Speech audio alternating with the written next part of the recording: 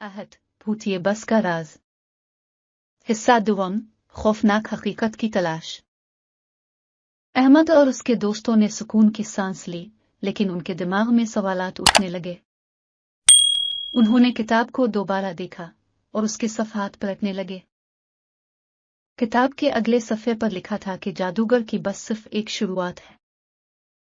बस की तबाही के बाद उन पुरानी किताबों को तलाश करना जरूरी है जो जादूगर की ताकत का जरिया थी।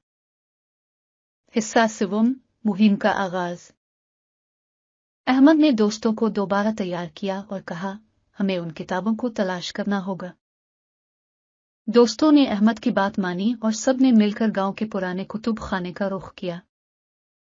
कुतुब खाना बहुत पुराना और खस्ता हाल था, मगर इसमें कदीम किताबों का जखीरा था। हिस्सा चहारुम, पुराने कुतुब खाने की तलाश। अहमद और उसके दोस्तों ने कुतुब खाने के पुराने रिकॉर्ड्स देखना शुरू किया।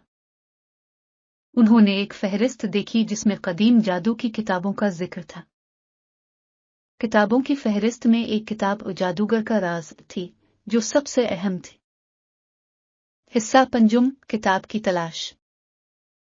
कुतुब खाने की दीवारों पर पुरानी किताबों के शेल्फ थे। अहमद ने दोस्तों को शेल्फ देखने का इशारा किया और सब ने मिलकर किताब तलाश करना शुरू की। कुछ देर बाद अहमद ने एक पुरानी और खस्ता हाल किताब देखी जिस पर जादूगर का राज लिखा हुआ था। शशम, किताब का राज। अहमद ने किताब को एहतियात से उठाया और दोस्तों के साथ बैठकर उसे खोला। किताब के सफ़हात पर कदीम जादुई मंतर लिखे हुए थे।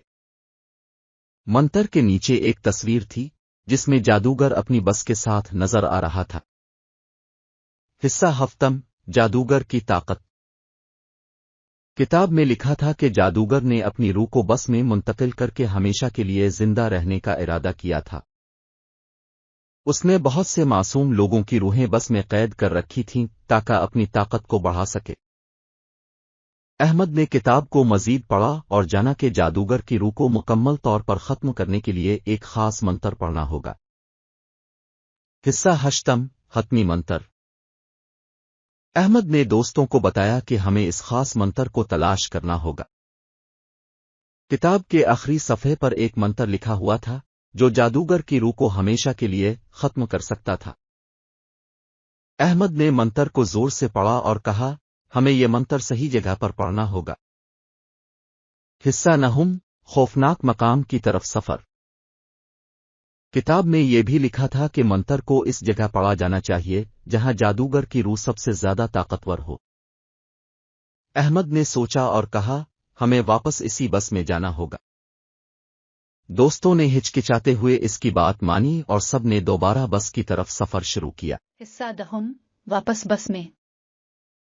रात का वक्त था और गांव की सड़कें एक बार फिर सुनसान थीं। अहमद और उसके दोस्त बस के करीब पहुंचे जो अब भी वहीं खड़ी थी। अहमद ने दोस्तों को हिम्मत दिलाई और सब दोबारा बस में दाखिल हुए। हिस्सा 11, हतमी मुकाबला।